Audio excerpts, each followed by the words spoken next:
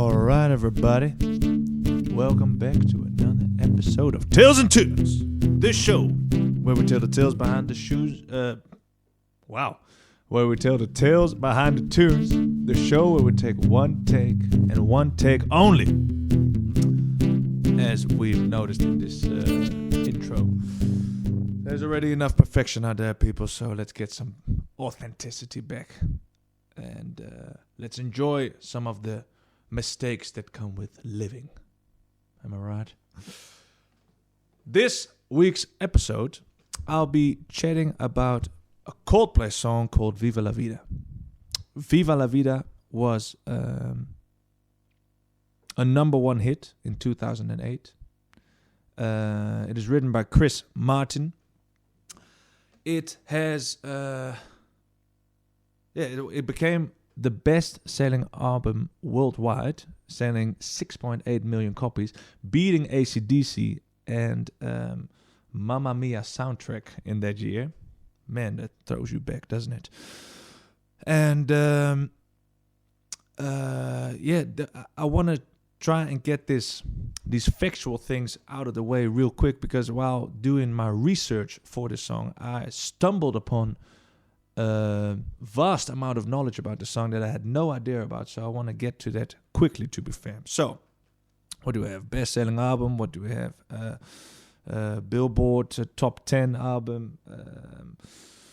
It was kind of a switching point, a turning point in Coldplay's style, because before that they were kind of really piano and guitar heavy. In this song there's almost none of that, so they kind of reinvented themselves. This is one of the songs that they used to do that, and it became a huge success, of course. And anything else? Oh yeah, quite a funny one. I wrote it down, by the way. It became the 8th US number one hit with a Spanish title. Some other ones that are in there are La Bamba, Livin' La Vida Loca, Macarena, and Tequila. The funny thing is that while reading all these titles, you already start to sing along with them as you go. So all these number one hits were definitely catchy. Now, let's get to the true story of this song, because I've heard the song 1,000 times. I like the song. To play it, it's one of the easier songs on the guitar. So Wonderwall is one of them, but this is just man, it's not even plugged in yet, so I'm gonna do it. I'm gonna do it later for you. But the chords are easy, and yeah, I don't know Coldplay that well. I just know I like their music, but it is commercial, and it doesn't really matter. So I wasn't really thinking too much behind it. But then, in doing the research for this song, it turned out to be a really deep, meaningful song with an actual powerful message behind it. So we sure like that at Tales of Tunes, and I want to make sure that I tell you all about it. Now, I am looking at my watch because this is not supposed to be a longer than 15-minute episode. Let's see if we can do it. So, let's go. I got the notes so that I don't carry on talking shit for too long. Viva La Vida was inspired when Chris Martin saw a painting of the Mexican artist Frida Kahlo. Now, I'm not a real painting guy or an artist guy, so I didn't really know her, but she turned out to be really famous, and I know of her. I've seen the pictures of her with the unibrow, and I know some paintings of her. She has a painting called Sandias con leyenda, melons with legends, I believe that means. And in that painting was a little phrase that says "Viva la Vida." Now, Chris Martin is quoted that he saw that phrase and he thought, like, that is incredible.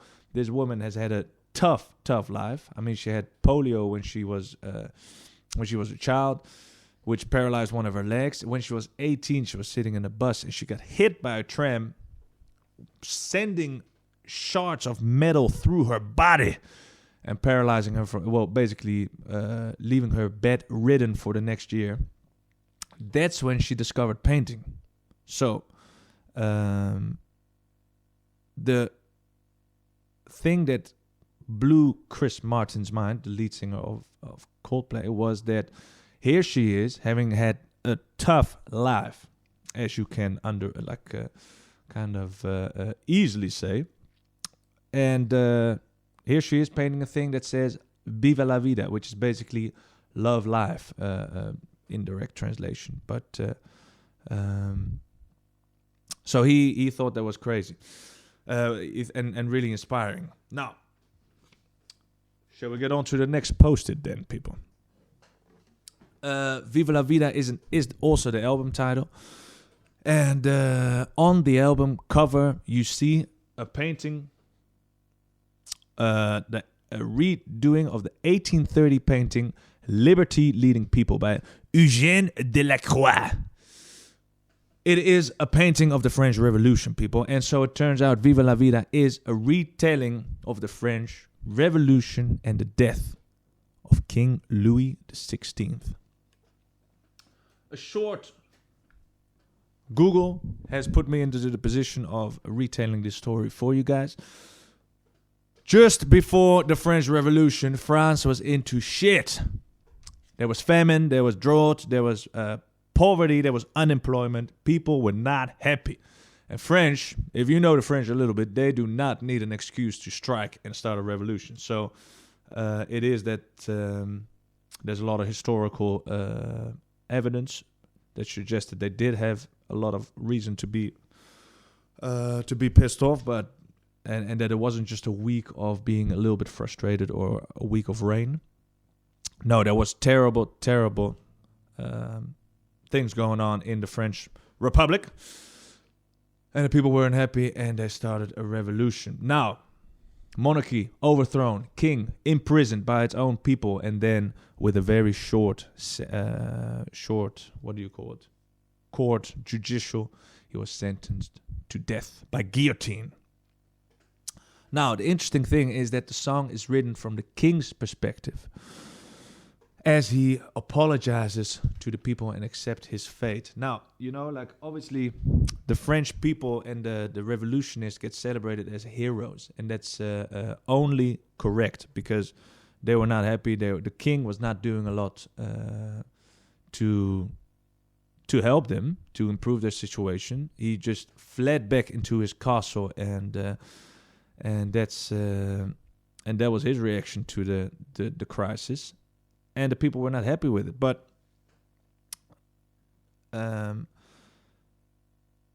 writing this song from his perspective kind of gets a weird sympathizing reaction out of the listener. And it therefore creates like this interesting debate inside of you, like about who's right, who's wrong. Not necessarily who's right, who's wrong, but who's bad, who's good. And all the things that come between it, because there is this kind of narrative coming about, which is anti-power, not in the song, but in the world. Power is bad because power is corrupt, and you see plenty of examples of bad politicians, horrible CEOs, whatever, that only put fuel on that argument, and they make it stronger. But yeah, I don't know. I am kind of the idea that people in those positions who do bad things, I have the feeling that it's mostly incompetence than actually malevolence. People are just thrown out of their zone of expertise, their comfort zone, whatever you want to call it. And they start just either doing things to kind of protect themselves or their families or their image or whatever it is, or they just can't, they literally can't do the job. And now that doesn't mean that you shouldn't care about things being bad because of that. It just means that because the French were completely right about starting the revolution, I can imagine, because man, if the country is dying and the king is only in his castle, not even trying to find a solution, you should throw that guy out. It is just important to think like that, because if you start thinking that all the people in power and all the people on top are bad people, then if you start looking through that lens, I don't think that's gonna make your life a hell of a lot nicer to live. That's the only thing. Because I had this example yesterday, actually. While me and my girlfriend were on our evening stroll, I saw a perfect example of the good in people. And I don't know what it has to do with this, but I just want to share it. There was we were walking, and a woman, a mother with her kid in a stroller, ran past because they had to make the tram, who was just about to leave. Now, as she ran past her, she bumped into a bicycle, and the bicycle fell on the ground. Now, I don't know what you guys would be thinking in this situation, but I would be thinking, and maybe even doing in her situation, I would just keep running to the tram. I'm late, I have my baby, it's cold, whatever, and I'm sorry about this bicycle, but there's just no time. Now, what happened blew my mind, and it just warmed me from the inside, because she stopped and picked up the bicycle. And there was no one around. The owner of the bicycle wasn't around. She thought it was important to pick up the bicycle because that's what she believed in, and she did it. And now here's the cool thing. The tram driver saw that and then waited for her in the tram. And this was just one of those little things that if you, I don't know, that you could easily not see. And I've missed 100,000 of those moments probably in my life already. But now I saw it and I thought, like, humans are good. Or at least these two people were good, and they did good things just because they believed that it was important. So that's why I try to also, maybe that's why I want to believe that thing, that incompetence over malevolence, because if I start to believe in malevolence too much, then I'll just start seeing the bad things in life, I guess. Anyway, let's get the Post-its out again, because I'm talking a shitload again. Holy moly. Yeah, so what should I be telling more?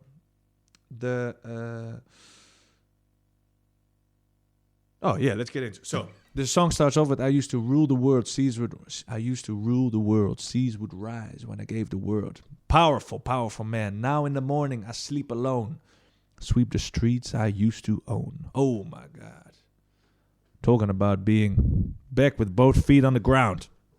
Now, I used to roll the dice, feel the fear with my enemy's eyes, listen as the crowd would sing. Now the old king is dead, long live the king. King Louis XVI actually had the crowd behind him when he first came into power, because his grandfather left the country in a completely fiscal disaster, which I think means financial disaster, economical crisis. And he had the hope of the people behind him. But then we go on to the other verses. So it was a wicked and wild wind, blew the doors that let me in, shattered windows and the sound of guns. People couldn't believe what I become. He became what they most feared. He became their worst nightmare, the guy that couldn't change the country. Revolutionaries wait for my head on a silver plate, just a puppet on a lonely string. Who would ever want to be king? You see how he kind of, he tries to explain it from his point of view. He just wasn't able to do it. And he's disappointed in himself almost, it feels like it. And that's, I think it's so cool when you can put that in a song. All these things coming together. I think it's already crazy if you can put a historic event in a song like this. But to also, because it puts the event, it gets the events across so much better.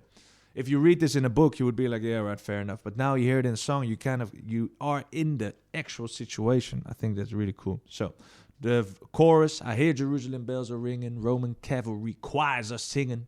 Here be my mirror, my sword, my shield, my missionaries in the foreign field. For some reason I can't explain. I know St. Peter won't call my name.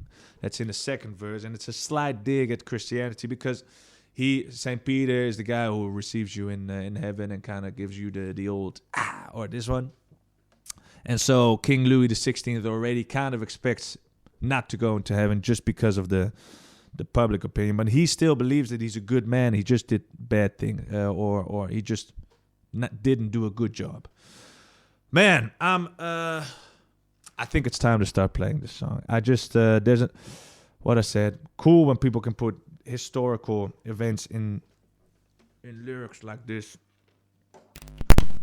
because it just shows how much knowledge they have of the actual event, and it just, I love it. Who would have thought Coldplay with a history lesson? No, that doesn't happen every week. Ladies and gentlemen, but without any further ado, I'm your host, David Weersma. This microphone is fucking low, to be fair, but we'll make it work. And this is Viva La Vida by Coldplay.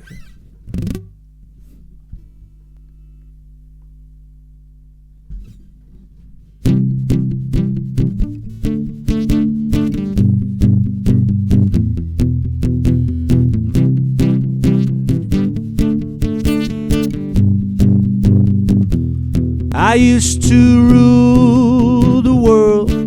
Seas would rise when I gave the world. Now in the morning I sleep alone. Sweep the streets I used to own.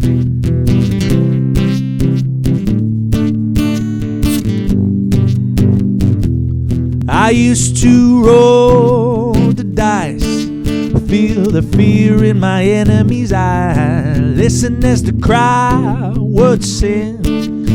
Now the old king is dead, long live the king. 1 minute I held the key, next the walls would close on me, and I discovered that my castle stands upon pillars of salt, pillars of sand. I hear Jerusalem bells are ringing, Roman cavalry choirs are singing. Be my mirror, my soul, the shield, my missionaries in the far field. For some reason I can't explain, I once should gone. It was never in all this world, but that was when I ruled the world.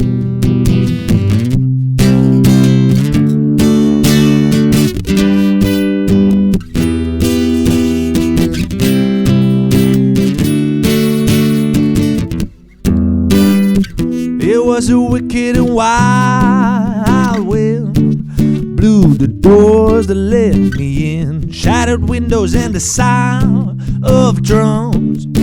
People couldn't believe what I'd become. Revolutionaries wait for my head on a silver plate, just a puppet on a lonely string. Oh, who'd ever want to be king?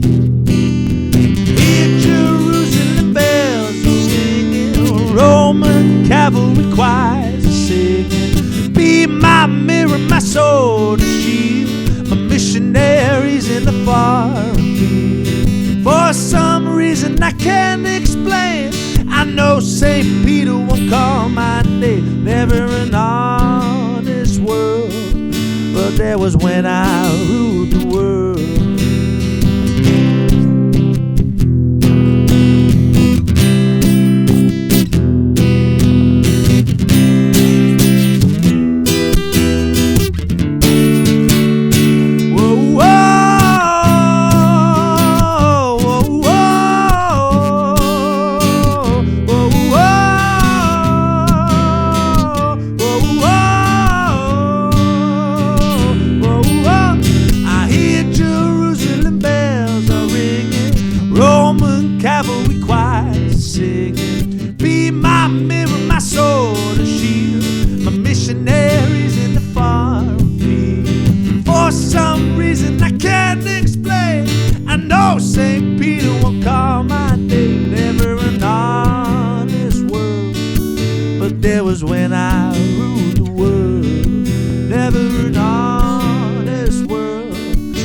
there was when I ruled the world.